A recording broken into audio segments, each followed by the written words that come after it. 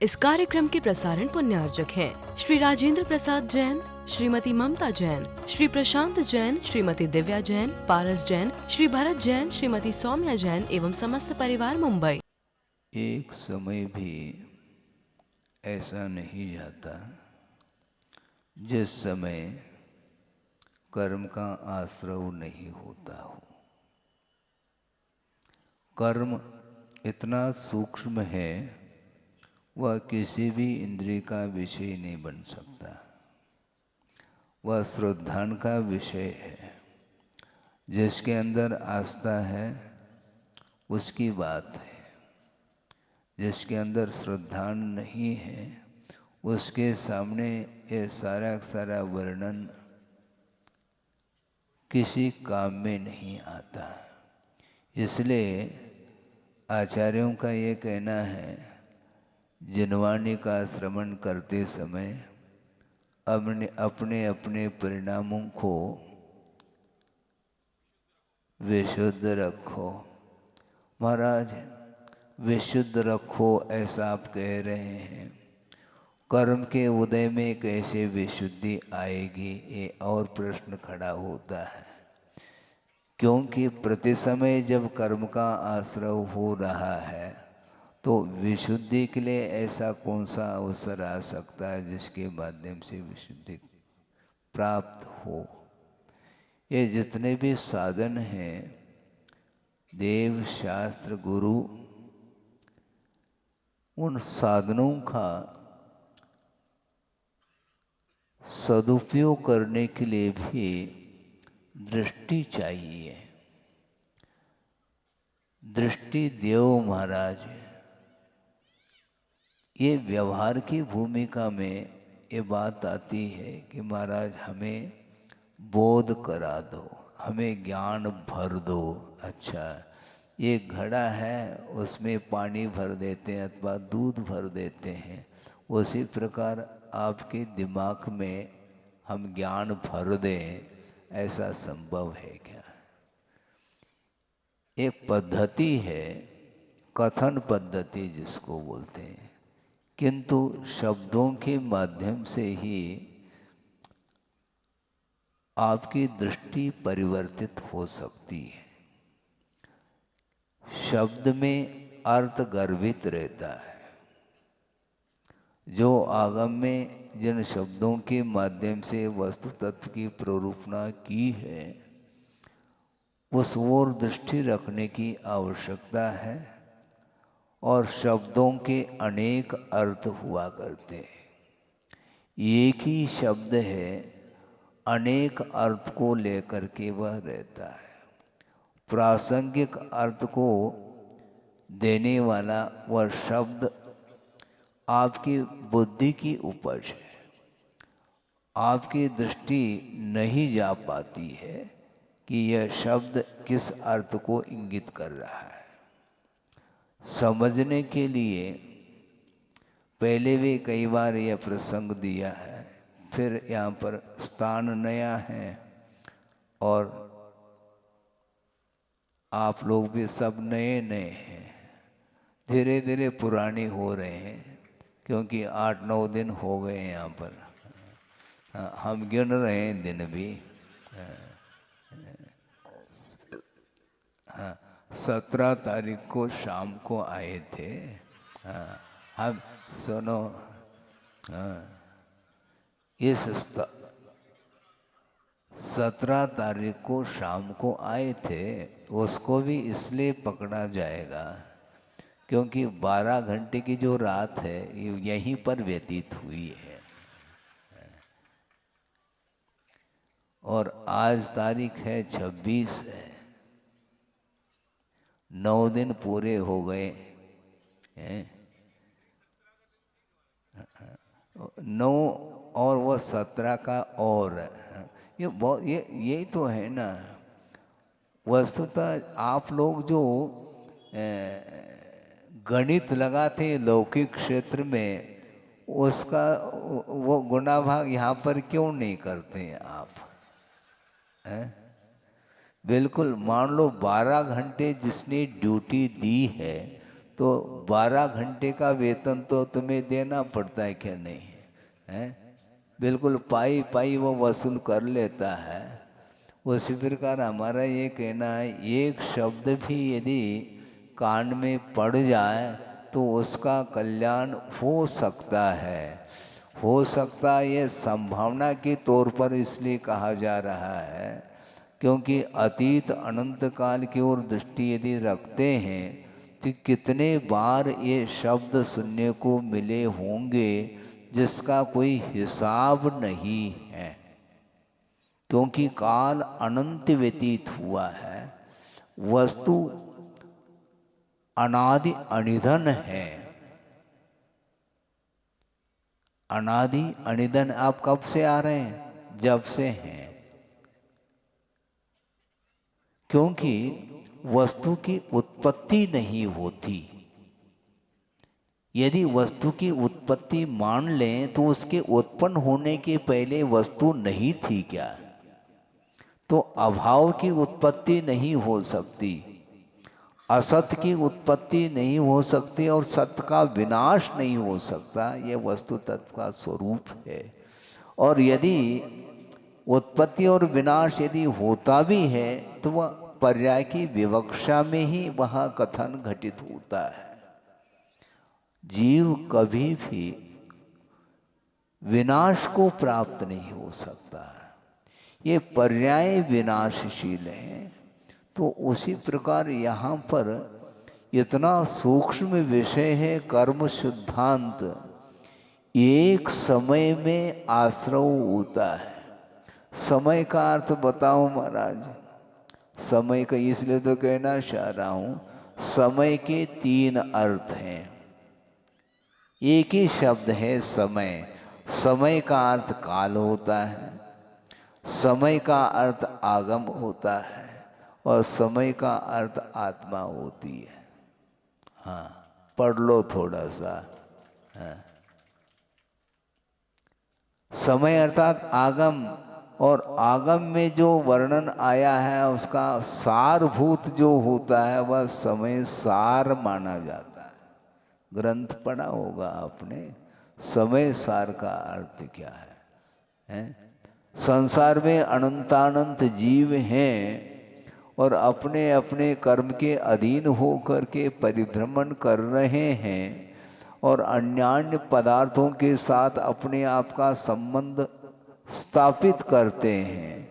इसलिए वो सब प्रयोजन नहीं है। आप लोग क्या बोलते हैं? आए थे प्रभु भजन को और ओटन लगे कपास। ये सार नहीं है। थोड़ा सा भी समय मिला नहीं, व्यर्थ की चर्चा में संसार प्राणी डूब जाता है। सार्थकता नहीं है उसकी। बोलो किंतु सार्थक बोलो। साधना सो कम नहीं, ऐसा कहा गुरुदेव ने। सार्थक बोलो, निरर्थक नहीं, क्योंकि उसके माध्यम से कोई भी प्रयोजन सिद्ध नहीं होने वाला है। तो इसलिए समय एक शब्द है, उसके 3 अर्थ मिल रहे हैं। समय अर्थात काल, और काल की इकाई समय है।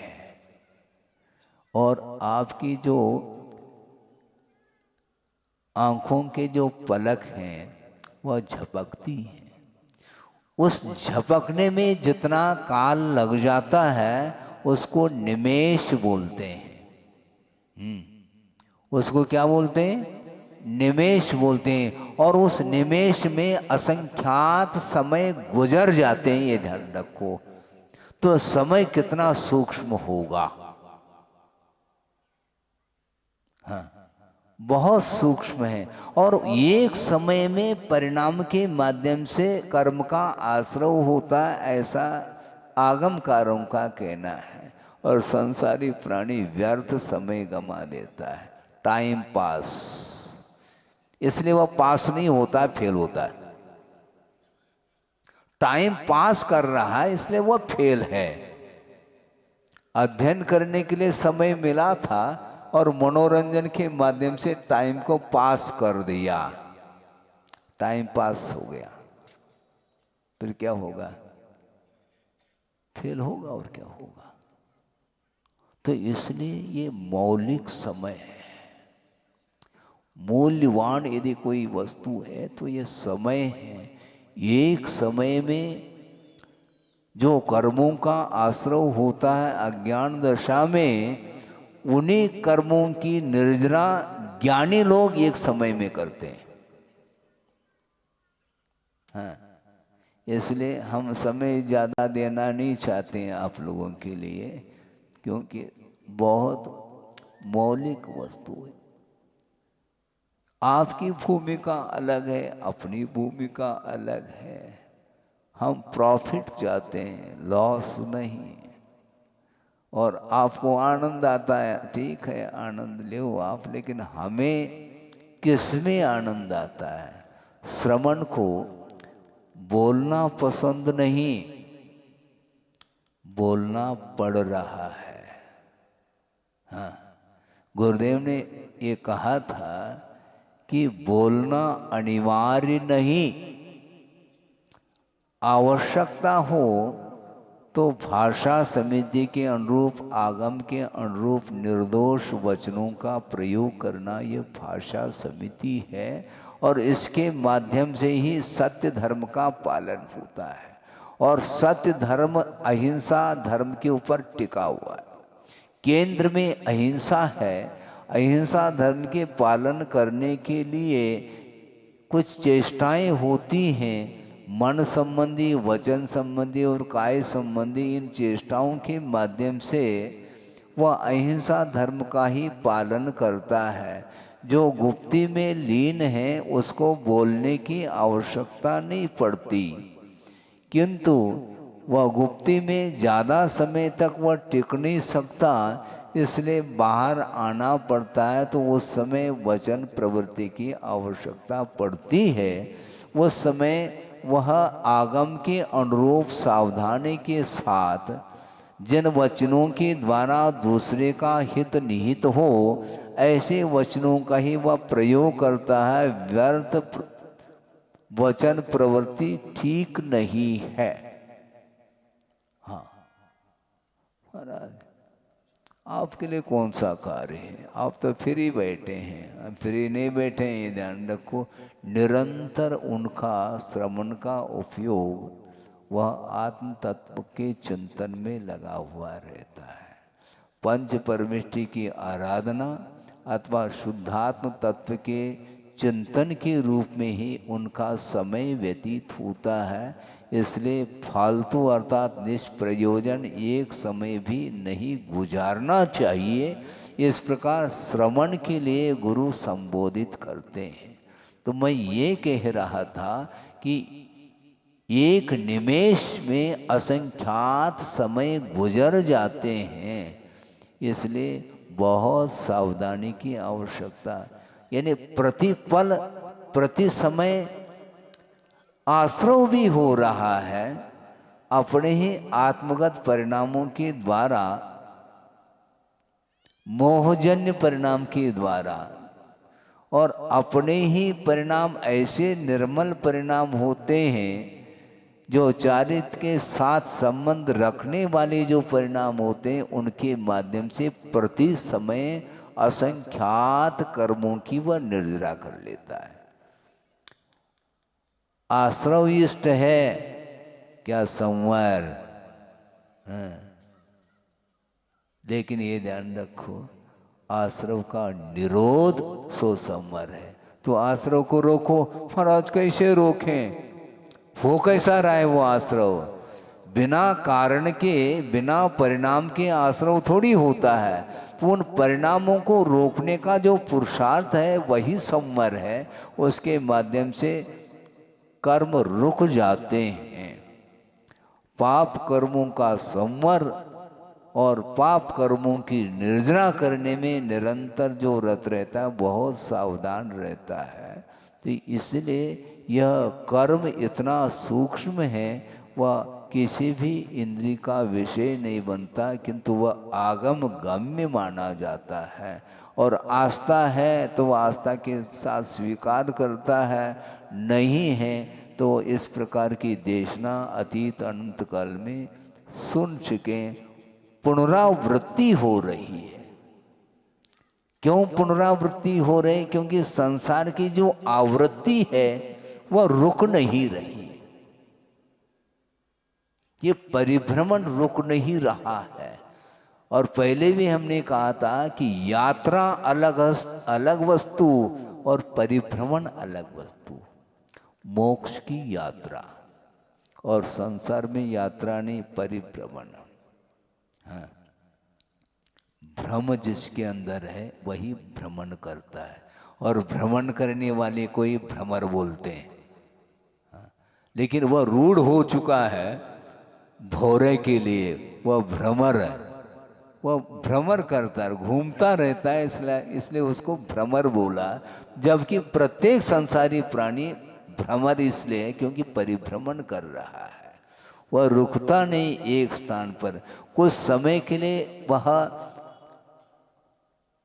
प्रासंगिक गति में आ जाता है, और आयु का जब अवसान होता है तो वह गत्यंतर वह चला जाता है। यह परिभ्रमण बोलते हैं।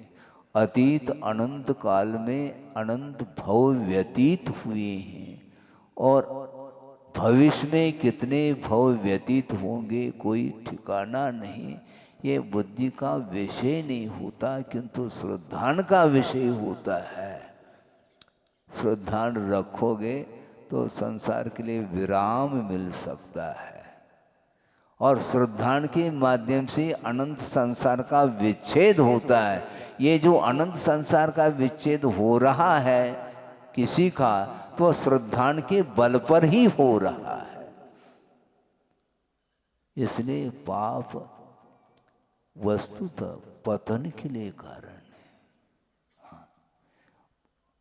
अनेक प्रकार के जो कालुष्य परिणाम उत्पन्न होते हैं वे सारे कर्म बंध के लिए कारण हैं, और कर्म बंद होगा तो निश्चित रूप से संसारी प्राणी का पतन निश्चित है।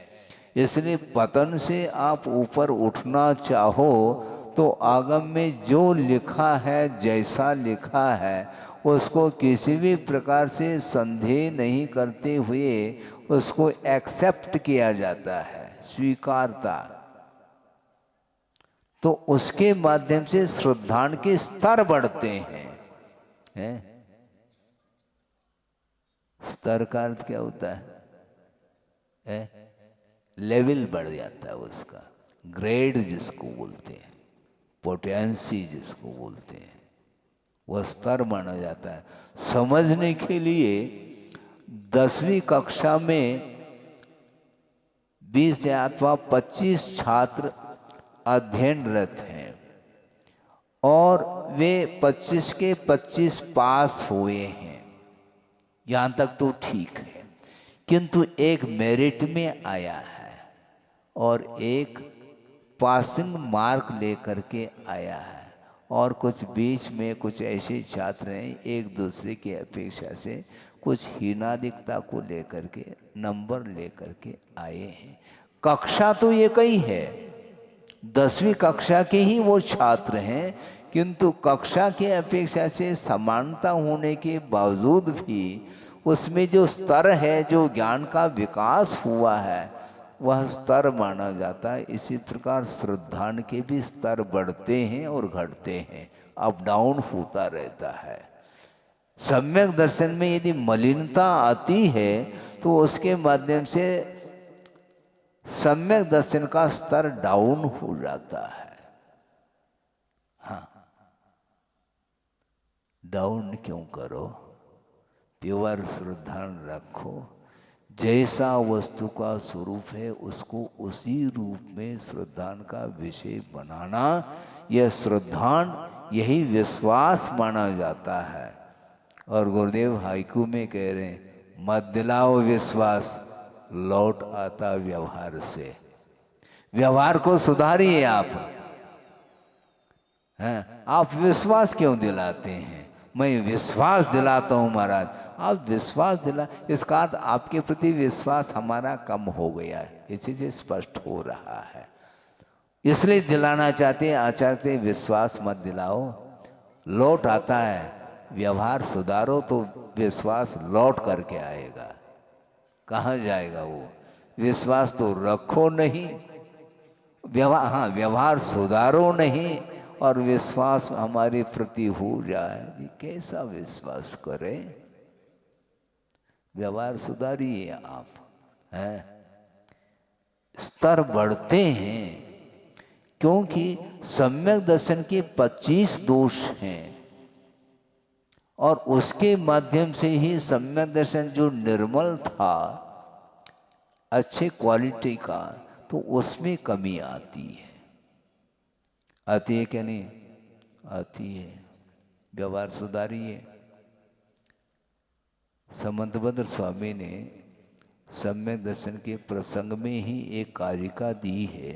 समय तो आपका हो रहा है, वो तो होगा, क्योंकि एक समय में असंख्या निर्जरा होती है तो समय रुकता थोड़ी वो रुकेगा नहीं।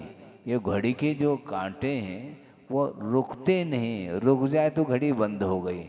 ये घड़ी बंद हो सकती है लेकिन वह काल जो वह रुकेगा नहीं, वो अनाहत गति से निरंतर वह परिणमन हो रहा है। इसलिए हम ये कहना चाहते हैं, सम्यक दर्शन के प्रसंग में आचार्य समंतभद्र स्वामी ने स्पष्ट लिखा है कि जो सम्यक दृष्टि होता है उसकी क्या वृत्ति होती है।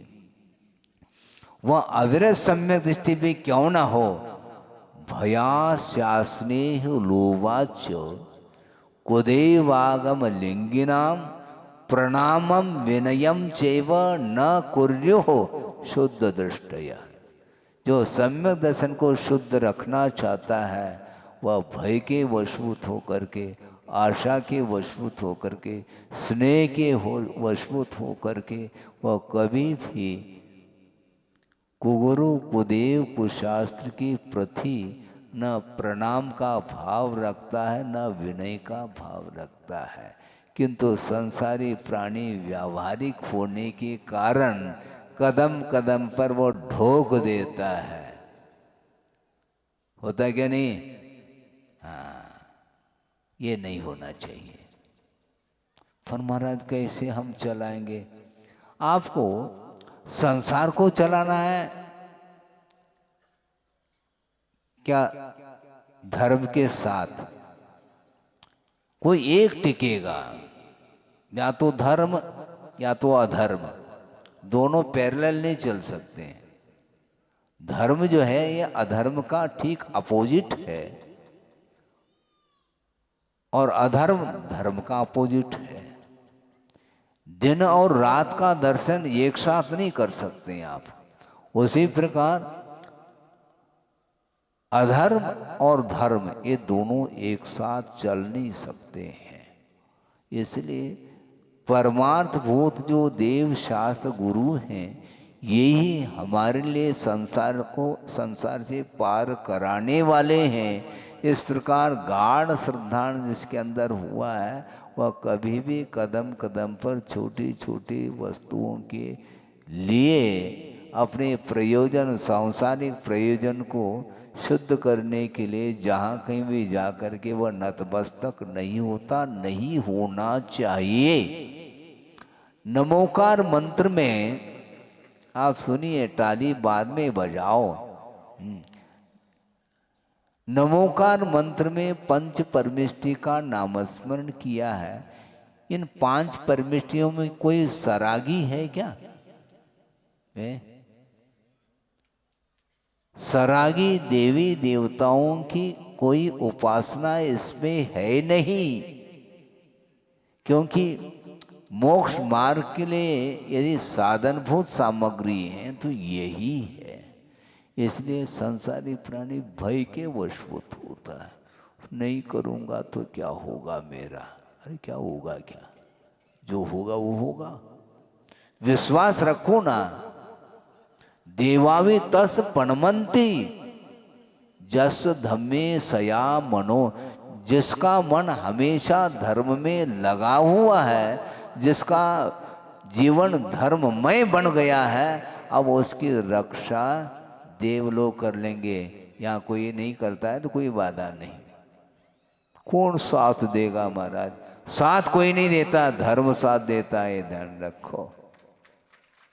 धर्मांतर या अपने गत्यंतर भवांतर भी चले जाएंगे तो यहाँ पर आपकी संपदा, परिवार, सब कुछ यहीं धरा रह जाएगा, बल्कि आपका शरीर भी राख राख हो जाएगा और आप चले जाएंगे दूसरे भव को धारण करने के लिए, पर्याय को धारण करने के लिए। उसमें कौन साथ जा रहा है?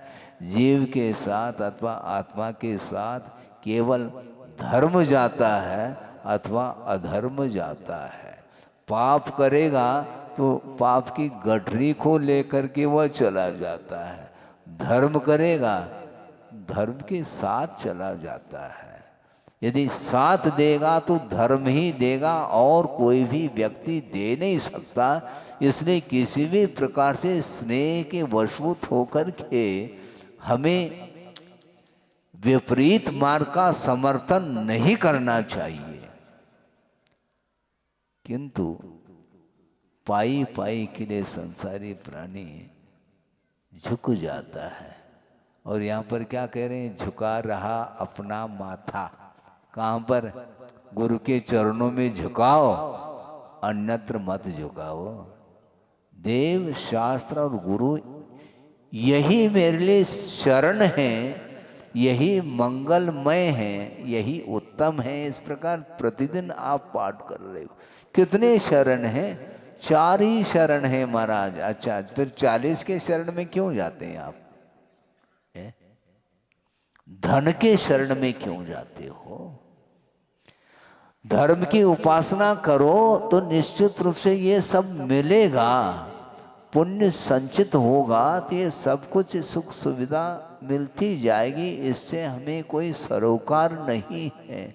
हमें तो जो अलौकिक सुख है, शांति है, उसको प्राप्त करने के लिए ये सब कुछ साधना हमें करनी है। इस प्रकार श्रमण लोग भी सोचते हैं और आप लोग भी इसी प्रकार सोचेंगे तो धीरे धीरे श्रमण के निकट आ सकते हैं। नहीं तो श्रमण तो चले जा सकते हैं। तो जाना ही है, और इसमें क्या दिक्कत है? मान लो आपके यहाँ कोई मेहमान आ गया, जिंदगी भर के लिए आपके साथ रहता है क्या? यदि रहने लग जाए तो बाहर निकाल देंगे आप उसको? वो 4 दिन का मेहमान है, 5वें दिन में वो कह देता कि क्यों, क्या बात है? हाँ, कल ही कह रहे थे आप जा रहे थे, हाँ, गाड़ी चूक गई क्या? हाँ, कब चला जाए ये कहते हैं आप। हाँ, इसीलिए हमेशा के लिए कोई भी नहीं आता। इसलिए श्रमण कभी भी एक जगह रुकते नहीं। रुकेंगे तो निश्चित रूप से मोह जागृत हो सकता है। हाँ, इसलिए विहार करिए। हाँ, और उनका विहार जो होता है वह डेट फिक्स नहीं रहता। बिना बताए आते हैं और बिना बताए चले जाएंगे। इसी का नाम अतिथि। जिसकी कोई तिथि नहीं आने जाने की, उसका नाम अतिथि। सन 75 की बात है, फिरोजाबाद में चातुर्मास कर रहे थे आचार्य महाराज। उस समय में था, ब्रह्मचर्य अवस्था में था, और एक विद्वान ने कहा, और धीरे धीरे चातुर्मास जो है निष्ठापन की ओर था, और एक दिन आए और निष्ठापन हो चुका था। उन्होंने कहा कि महाराज आज का प्रवचन हमें बहुत अच्छा लगा, और कल जो है आपको अतिथि के ऊपर प्रवचन हम सुनना चाहते हैं। आपको अतिथि के ऊपर प्रवचन करना। हाँ, देख लेंगे। और दूसरे दिन विहार कर गए। वो उन्होंने प्रयोग करके दिखा, इसी का नाम अतिथि है। प्रवचन सुनकर के तुम क्या करना चाहते हो? हैं? अतिथि का स्वरूप ही क्या है? कोई तिथि नहीं, वो आगम से बंधे हैं, किसी व्यक्ति विशेष से वो बंध नहीं सकते। हाँ, आगम के अनुरूप चर्या करके निकल जाते हैं, एक जगह नहीं। बहता पानी रमता जोगी, रुकता नहीं वो, आगे बढ़ो। एक जगह यदि रुकेंगे निश्चित रूप से उस स्थान के प्रति, वहाँ की जनता के प्रति ये सब कुछ लगाव जो है ना ठीक नहीं, अलगाव रखना चाहिए। हाँ, लगाव रखना है तो पंच परमेष्टि को छोड़ करके अन्य कोई भी किसी के प्रति लगाव नहीं है, नहीं रखना चाहिए। तो मैं ये कह रहा था, अपने परिणामों को निर्मल बनाने के लिए ये जितने भी दोष हैं उनसे ऊपर उठिएगा। 25 दोषों से जो मुक्त रहता है उसका सम्यक दर्शन निर्मल होता है। तो इसलिए अपने को आगम के अनुरूप ही श्रद्धान करना चाहिए। यदम एव कहा, यदम एव का अर्थ ये है कि इस वस्तु का यही स्वरूप है, अन्य रूप अन्य प्रकार भी नहीं। हाँ, अन्य भी नहीं और अन्य प्रकार भी नहीं। इस प्रकार अटल श्रद्धान रखना ये निश्चंकित अंग माना जाता है, क्योंकि गुरुओं के उपदेश के माध्यम से आत्मा का हित होता है और गुरु कभी भी किसी का अहित नहीं चाहते हैं। और कहा भी है छड़ाला में, क्या कहा है? कहे सीख गुरु करुणा धार। करुणा को धारण करके गुरु सीख दे रहे हैं, पाठ दे रहे हैं, उपदेश दे रहे हैं।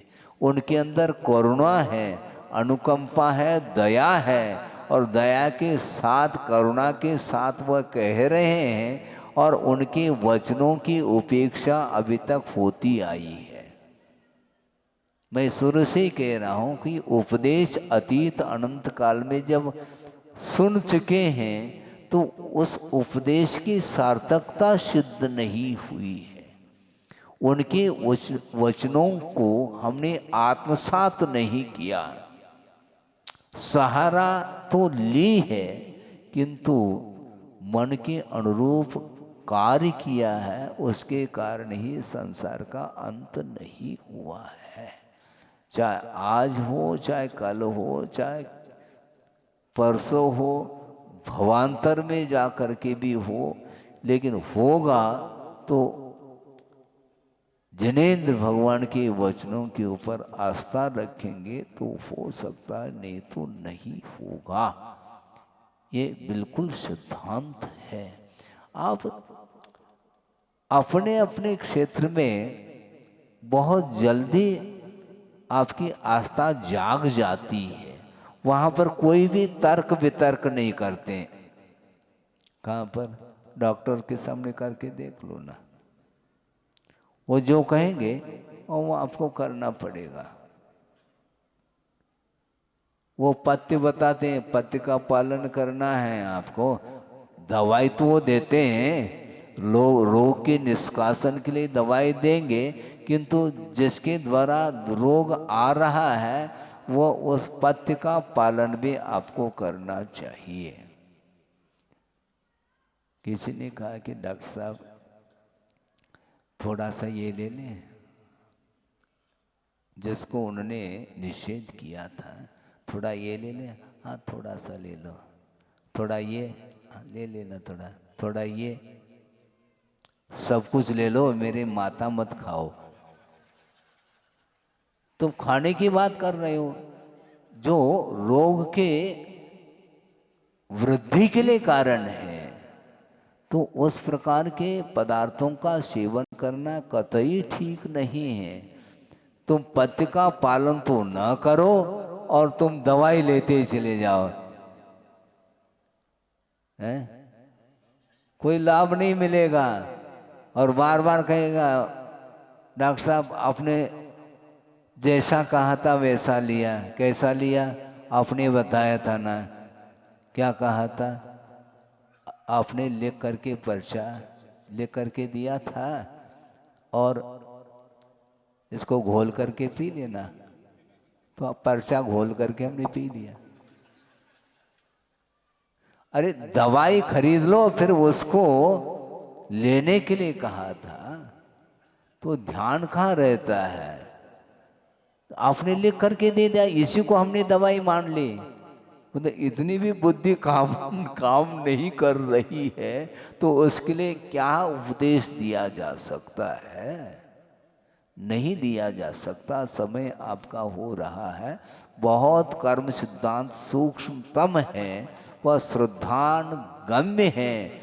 सारा सारा विषय शब्दों के माध्यम से उसका प्रतिपादन संभव नहीं। यहाँ तक कि आचार्यों ने कहा है, इतना सूक्ष्म तत्व का परिणमन है कि गणधर परमेष्ठी भी उसका विस्तार नहीं कर पाएंगे, क्योंकि वह केवल ज्ञान का विषय है।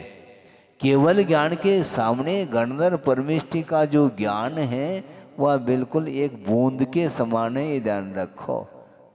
है अमूर्त पदार्थ का प्रत्यक्ष ज्ञान जो होगा वह श्रुत केवली को भी संभव नहीं है। वो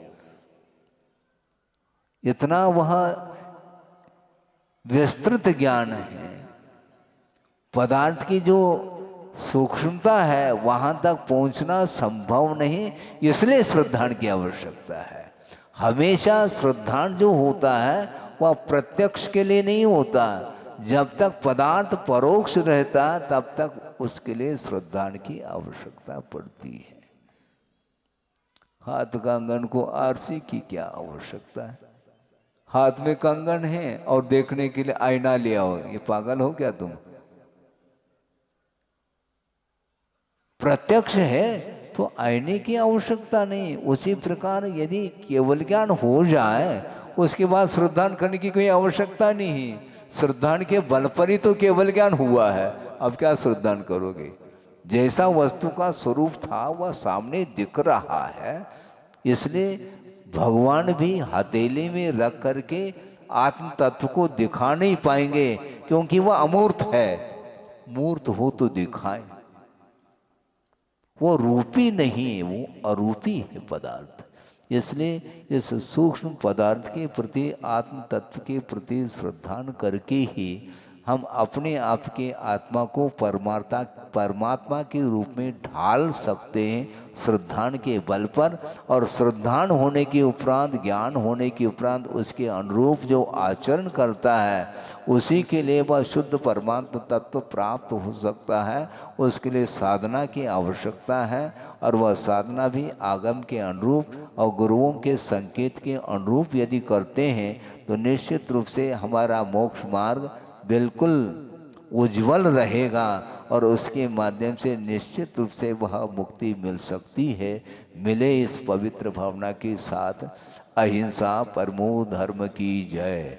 बोधि समाधि परिणाम शुद्धि स्वात्मोपलब्धि शिव शोक सिद्धि। चिंतामणिम चिंतित वस्तुदाने त्वामंद मानस्य ममास्तु देवी। परम पूजाचार्य गुरुवर श्री विद्यासागर जी मुनि महाराज की जय। इस कार्यक्रम के प्रसारण पुण्यार्चक थे श्री राजेंद्र प्रसाद जैन, श्रीमती ममता जैन, श्री प्रशांत जैन, श्रीमती दिव्या जैन, पारस जैन, श्री भरत जैन, श्रीमती सौम्या जैन एवं समस्त परिवार मुंबई।